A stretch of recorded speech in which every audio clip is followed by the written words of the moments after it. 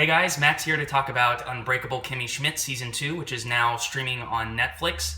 And this is a really great season of television. If you're familiar with Season 1 of the show, you'll be kind of acquainted with the sort of 30 Rock sensibilities that this show has, sort of the kind of quirky jokes and the broad characters and kind of the wacky recurring bits and things like that.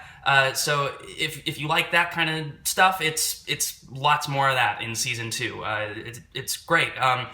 It's interesting to note because this season was actually made specifically for streaming as opposed to last season, which was made for NBC. So the episodes now are a bit longer than the traditional 22 minutes. They kind of range between 27 to about 30 minutes.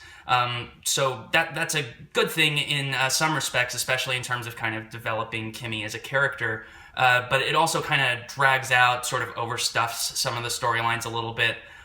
So it tends to drag a bit in the middle, a little more than it did in season 1. But it's still really good. The first 6 episodes prominently feature Kimmy kind of working her way through finding a job, kind of getting her life back on track after what happened in season 1, which is a lot of fun. There's a weird kind of romance subplot that doesn't work so much, that lasts a little too long, about the first 6 episodes or so. But meanwhile, you've got all the other characters. Jane Krakowski's character and Titus Burgess, I think, is a favorite of mine, playing Titus Andromedon. He gets a lot of great bits in this. Some of the best laugh out loud moments, I think, come from him. And then the back half, we actually get Tina Fey coming in as Kimmy's psychiatrist, which kind of adds an interesting dynamic to Kimmy's ongoing storyline this season, which is really cool. I won't spoil it for you, but the bunker is not the only thing that Kimmy is kind of working out in her mind this season.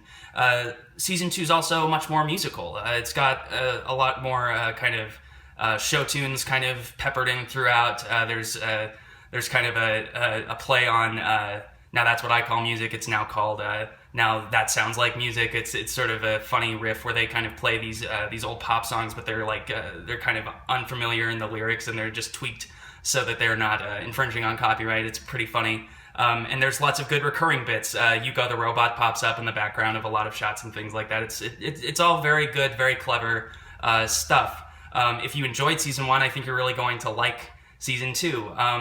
So yeah, I gave the season an 8. But if you want even more on Kimmy Schmidt, you can check out my review on IGN.com. And for everything Netflix, Kimmy Schmidt, TV, you're already in the right place. IGN.